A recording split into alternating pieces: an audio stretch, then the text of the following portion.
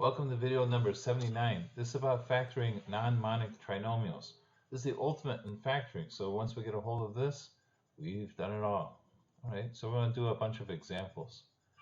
Alright, this first trinomial over here is a non-monic trinomial because it starts with a coefficient 2.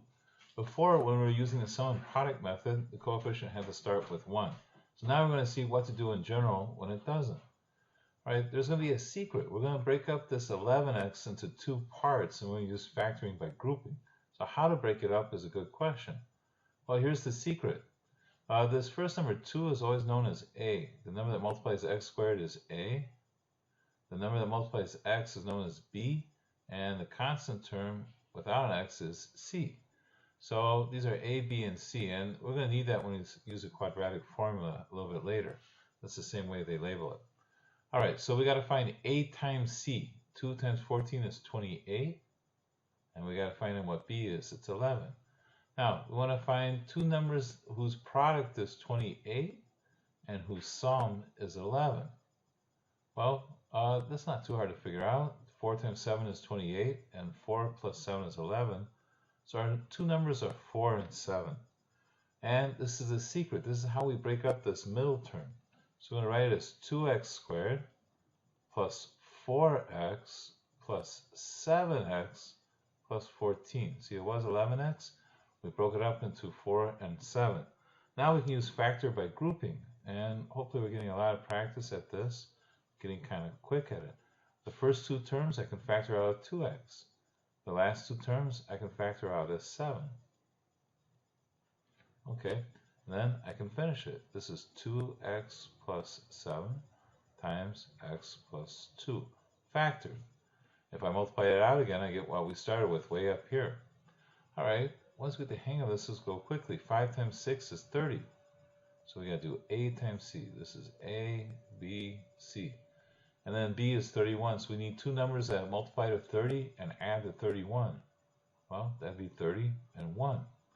So that's how we split the middle term. 5x squared plus 30x plus 1x plus 6.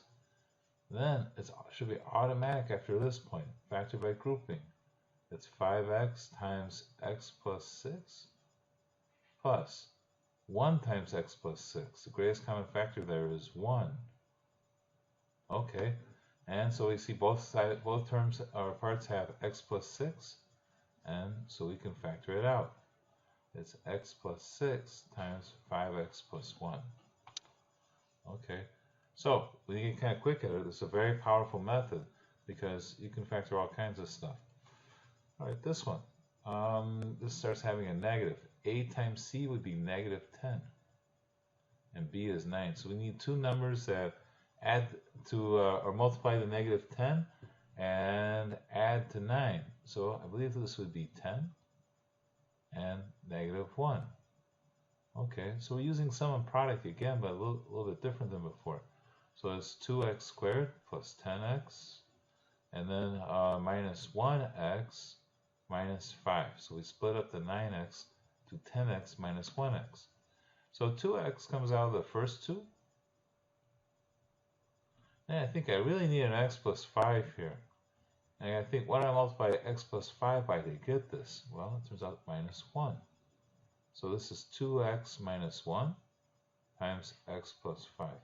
Like I said already, if you got factoring grouping back down and get really good at that, then this is going to be quick.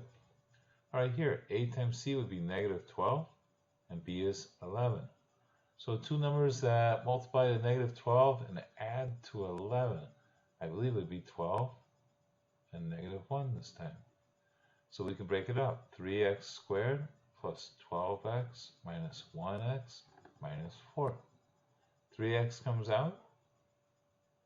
This times x plus 4. And think, I need an x plus 4 here too, so I need a minus 1 to make it happen. Minus 1 times x is minus 1x. Minus 1 times 4 is minus 4. So, finishing it off, we got 3x minus 1 times x plus 4. There was 4 quick examples, and it always kind of goes this way. Now, all right, here we have a little tougher example. And if it's a little hard to find the right numbers to form the sum and product, remember we can use a sum table. So the combination of this method and the sum table is really powerful. Okay, so let's try this one. So A times C would be 5 times 35, which is 175, and B is 32. So we need two numbers that add up to 32, multiply 175. I got no idea. So remember, split the sum in half. We'll make this 16 times 16, and that's 256. And remember, make one go down and the other one go up. So 15 times 17 is 255. We're kind of far, so let's, I'm going to drop 3. So this is 12 and 20. That'd be 240. Still kind of far. If I drop 3 more, this would be 9 and 23. That'd be 180. Looks like 207. Getting there. If I skip 2 more, it'd be 7 and 25, and that's 175.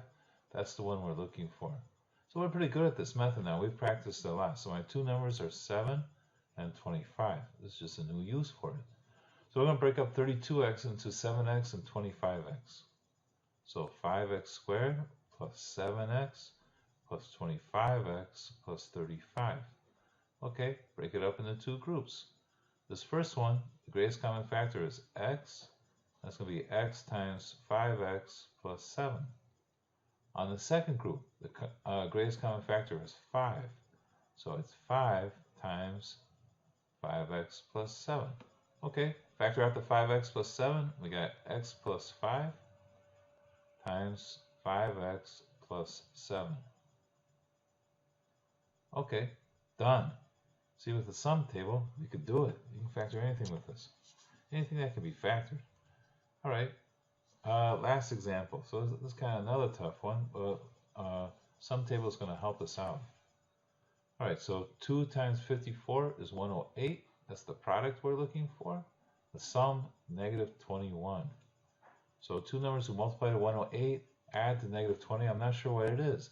So when you divide negative 21 by 2, you get negative 10.5. So remember, round one of them down and the other one up.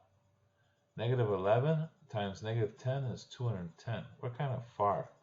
So let's skip 5. I'm going to go down to negative 16. This one up to negative 5. And that brings me to 80. Oh, I'm sorry, this first one was 110. Sorry, 110. We're actually very close in the very beginning. So I don't need that row. So make this one go down by 1, negative 12. And this one go up by 1. Negative 12 times 9 is 108. So we were actually pretty close there to begin with. So I only had to subtract 1 and add 1. There it is. The two numbers are negative 12 and negative 9. Okay, let's do it. 2x squared minus 12x minus 9x plus 54. Okay, factor out 2x. And then here, we know we need an x minus 6 here. So to get negative 9x, we need minus 9, and that works. Negative 9 times x is negative 9x. Negative 9 times negative 6 is positive 54. Okay, so it helps knowing that the other one needs to be x minus 6 also. So 2x minus 9 times x minus 6. Okay, factored it. That was a tough one, but we got it. All right, so time for the journal assignment. Here's 2 for you to do. Now, I try to pick it so that if you find the right sum and product, or the right two numbers, it's not too hard to find them. But if you need to, get some scratch paper or use your journal paper, make a sum table, and then you'll have no problem. So try to do it without, and if you need it, use it. It's a tool. Good luck.